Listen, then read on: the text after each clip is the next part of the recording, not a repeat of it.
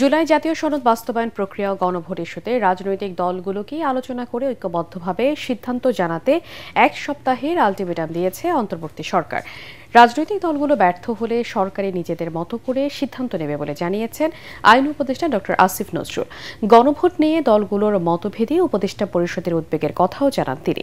সকালে উপদেষ্টা পরিষদের জরুরি বৈঠক শেষে প্রধান উপদেষ্টার কার্যালয়ে ব্রিফিংয়ে এসব জানান আইন উপদেষ্টা। মোনালিসা হেভি ফ্লো 15 পিস প্যাকেটের সাথে 8 পিসের একটি প্যাকেট একদম ফ্রি। দীর্ঘদিনের মিত্র রাজনৈতিক দলগুলোকে স্বীয় উদ্যোগে নিজেদের মধ্যে আলাপ আলোচনা করে সম্ভাব্য দ্রুততম সময়ে সম্ভব হলে আগামী এক সপ্তাহের মধ্যে সরকারকে ঐক্যবদ্ধ দিক নির্দেশনা প্রদান করার আহ্বান জানানো হয়। রাজনৈতিক দলগুলো নিজেরা আলাপ আলোচনা করে এই বিষয়টাও আমাদেরকে একটা ঐক্যবদ্ধ নির্দেশনা দিবেন এই প্রত্যাশা করছি। ওনারা যদি ঐক্যবদ্ধ নির্দেশনা না দিতে পারেন অবশ্যই সরকারের মতো সিদ্ধান্ত নেবে। জরুরি বৈঠকে বসেছে বিএনপির সর্বোচ্চ নীতি নির্ধারণী ফোরাম জাতীয় স্থায়ী কমিটি। চেয়ারপারসনের গুলশান কার্যালয়ে বৈঠকে লন্ডন থেকে ভার্চুয়ালি যুক্ত হয়ে সভাপতিত্ব করছেন দলের ভারপ্রাপ্ত চেয়ারম্যান তারেক রহমান। বৈঠকে জুলাই সনদ বাস্তবায়নের পদ্ধতি, গণভোটের সময় নিয়ে রাজনৈতিক বিতর্কের প্রেক্ষিতে দলের অবস্থান ছাড়াও সংসদ নির্বাচনে প্রাথমিক প্রার্থী তালিকা চূড়ান্ত করা নিয়ে গুরুত্বপূর্ণ সিদ্ধান্ত হতে পারে। বিভাগে দায়িত্বপ্রাপ্ত দলের সাংগঠনিক সম্পাদকরাও বৈঠকে উপস্থিত রয়েছেন। বৈঠক শেষে বিকেলে সংবাদ সম্মেলনে এসব বিষয়ে দলের অবস্থান তুলে ধরবেন বিএনপি মহাসচিব মির্জা ফখরুল ইসলাম আলমগীর। জুলাই সনদের আদেশ জারি করতে পারেন না প্রধান উপদেষ্টা, সেই ক্ষমতা আছে শুধুমাত্র রাষ্ট্রপতি অথবা সংসদে। হাইকোর্টের সাংবাদিকদের প্রশ্নের জবাবে সংবিধান বিশেষজ্ঞ ডক্টর শাহদিন মালিক বলেন, জাতীয় নির্বাচনের আগে গণভোট নয়, নির্বাচিত সংসদ সিদ্ধান্ত নেবে এই ভোটের বিষয়। জুলাই সনদে প্রস্তাবিত 48টি ধারা বর্তমান সংবিধানের পরিপন্থী এবং সাংঘর্ষিক বলে দাবি করেন সিনিয়র এই আইনজীবী। প্রস্তাবিত 48টা সংবিধান সংক্রান্ত ধারা, এটা তো বর্তমানে সংবিধানের পরিপন্থী, সাংঘর্ষিক। এখন এইগুলি পাস শুধু সংসদ পাসও করে, আমাদের কিন্তু অনেকগুলি সংবিধান সংশোধনী সুপ্রিম কোর্ট বাতিল করেছে, তবে এইটা নিঃসন্দেহে আইনি চ্যালেঞ্জের মুখে পড়বে।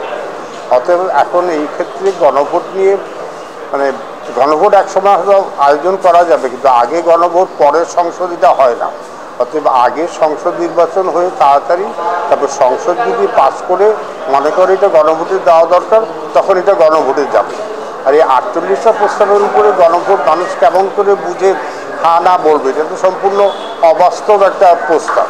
আইন পাস করার ক্ষমতা হলো সংসদে, আর ক্ষেত্র বিশেষে যখন সংসদ থাকে না তখন সাময়িকভাবে সেই অধ্যাদেশের মাধ্যমে এটা রাষ্ট্রপতিকে দেওয়া হয়েছে।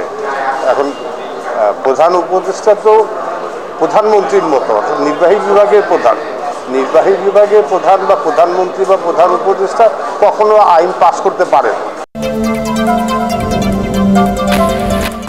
গণভোট ইস্যুতে ঐকমত্যে পৌঁছাতে রাজনৈতিক দলগুলোর আলোচনায় প্রধান উপদেষ্টাকে রেফারির ভূমিকা নেওয়ার আহ্বান জানিয়েছেন জামাত ইসলামী। রাজধানীর পল্টনে খেলাফত মজলিসের কার্যালয়ে সংবাদ সম্মেলনে জামাতে নায়েবে আমির সৈয়দ আব্দুল্লাহ মোহাম্মদ তাহের বলেন, সংসদের উচ্চ কক্ষে পিআরের ব্যাপারে তাদের সমমনা 8 দল, জনগণ, সরকার একমত। জুলাই সনদ বাস্তবায়ন না হলে এই চাওয়া পূরণ হবে না। প্রধান উপদেষ্টার আহ্বানে অন্য দলগুলো সাড়া দিলে জামাতও আলোচনায় বসতে রাজি। এ সময় আব্দুল্লাহ মোহাম্মদ তাহের আরও জানান, নির্বাচন ঘিরে কোনো রাজনৈতিক জোট করবে না জামাত। কমিটি যে সিদ্ধান্ত নিয়েছে সেটাকে আমরা স্বাগত জানাই, কিন্তু একটা বিষয় যোগ করতে চাই, কারণ হচ্ছে উপদেষ্টা পরিষদ যদি এটা মনে করে যে তাদের আর কোনো দায়িত্ব নাই, তারা কিছুই করবে না, দলগুলোই মিলে করবে, তাহলে এখানে একটা রেফারির অভাব হতে পারে।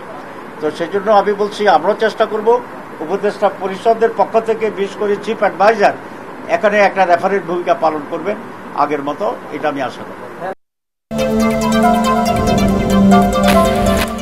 সংকটময় মুহূর্তে দাঁড়িয়ে বাংলাদেশ গণতন্ত্রের পথে কিভাবে হাঁটবে সেটি নির্ভর করছে আগামী নির্বাচনের উপর, এমন মন্তব্য করে প্রধান নির্বাচন কমিশনার এএমএম নাসিরউদ্দিন বলেছেন, ভোটের দায়িত্বে নিয়োজিতদের উপর নির্ভর করছে বাংলাদেশের গতিপথ।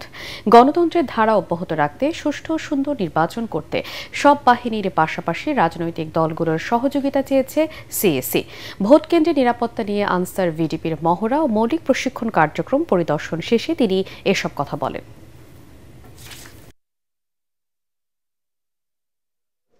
আমি ব্যক্তিগতভাবে এটা একটা রুটিন দায়িত্ব হিসাবে নিয়ে নিই, চাকরি হিসাবে নিয়ে নিই, এটা একটা আমি মিশন হিসাবে নিয়েছি, চ্যালেঞ্জ হিসাবে নিয়েছি।